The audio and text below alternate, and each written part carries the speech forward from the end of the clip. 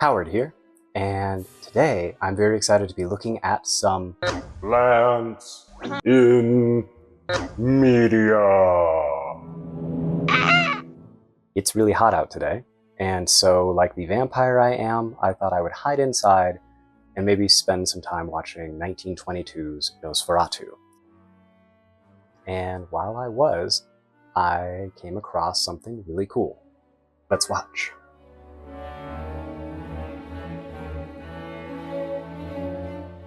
I should note that, in those days, Professor Bulwer was teaching his students about the dreadful methods of carnivorous plants.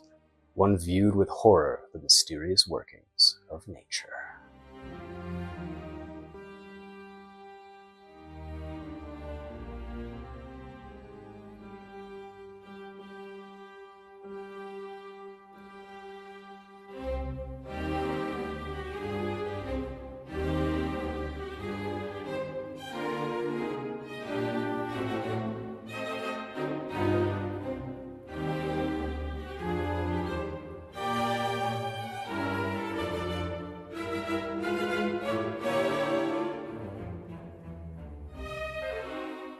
Oh, that poor fly. It's really been mangled already. That looks like a really red fly trap. And that is some giant sphagnum. The moss to the right there. Like a vampire. No.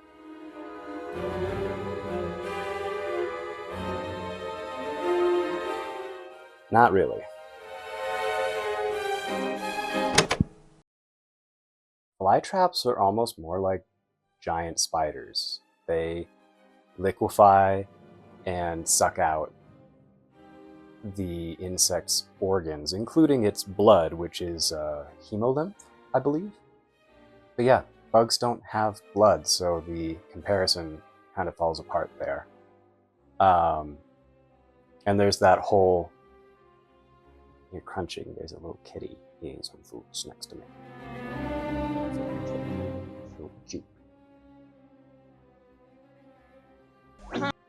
So one thing that's really notable about this is that this is probably the first instance of a carnivorous plant in cinema history. If anyone is aware of something that came along before 1922, please let me know. I would love to see that. But yeah, this is typically the earliest referenced instance of carnivorous plants in cinema.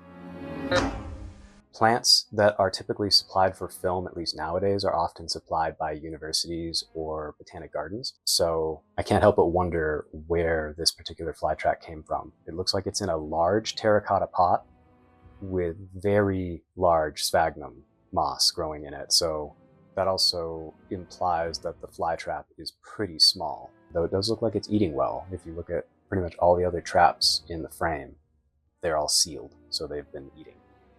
Yeah, I can't help but wonder who supplied this plant, and then what happened to it after.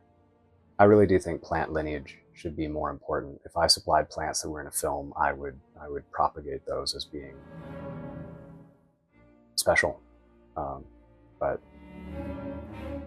maybe I am overly sentimental. When one of the students takes the pot, there's something kind of dangling. So I wonder, like, is there another plant in this pot that has a shoot? Because like neither flytrap or the sphagnum moss are going to have something growing over the edge of the pot, the point where it's in the way of setting it down. So yeah, I can't help but wonder what's dangling there. So a weird aside is I remember this differently. I distinctly remember a fake looking like flytrap puppet that's like oversized, and it goes like even makes maybe kind of like a hollow noise, which doesn't make sense because this is a silent film. But in, I think it's episode 236 of the Monster Talk podcast, Peter D'Amato also talks about a fake flytrap in Nosferatu. There's possibly endless variations and versions of 1922's Nosferatu, so maybe it's just in a different version, but I don't know if I'm hallucinating or misremembering crossing wires with a different film. So if you know what I'm talking about, or if you've seen what I'm talking about, please let me know. I wish I could ask Peter, but I can't.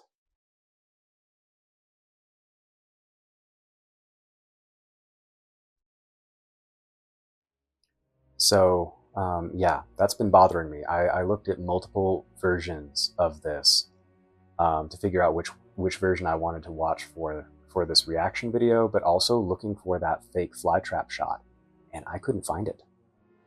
So yeah, if if you know what I'm talking about, please help me. Drive me a little crazy. Yeah, I haven't seen the remake that came out, I think last year, 2024. Can't help but wonder if there's a flytrap scene in it, but if not, like, really the comparison isn't great. Like, flytraps are not vampires, so I wouldn't blame the filmmakers for cutting this, even though it's a fun idea and I really appreciate it. Alright, well, those are my thoughts for the flytrap scene in 1922's Nosferatu. Thank you for hanging out and watching me watch this. If you know of another carnivorous plant in film or television, please let me know with a comment below and I might cover it in a future video. If you liked this video, please give it a like and consider subscribing. We got a lot more planned, so please stay tuned. Thank you so much for watching, and I hope to see you in the next video. Adios!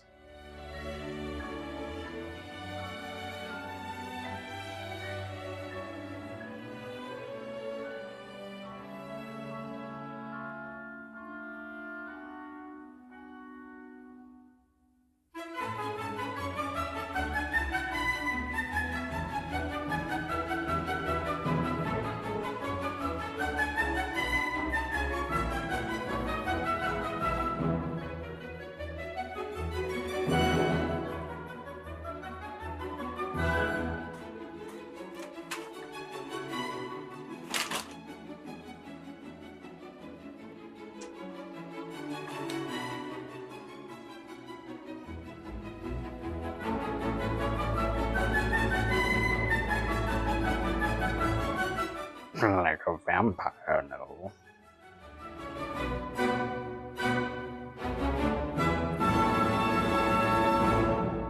Like a vampire, no.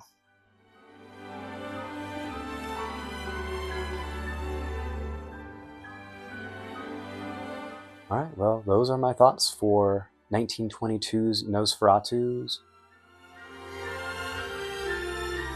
Alright, I think... Am I getting better at recording?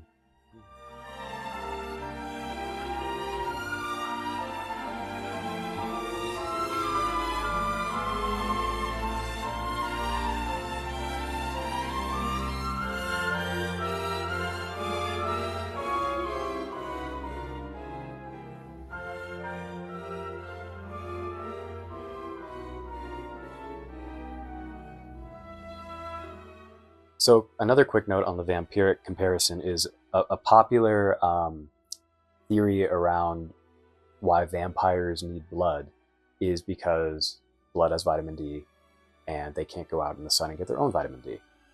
So insect hemolymph does have vitamin D, so that is one point for this comparison. Like, it might be weak, but I just wanted to note that, and same with like why would a vampire need vitamin D? Like, technically a vampire is a corpse, an animate corpse. Like, why would their body need this building block? But then why do they need blood in the first place? It's not real science. Not real.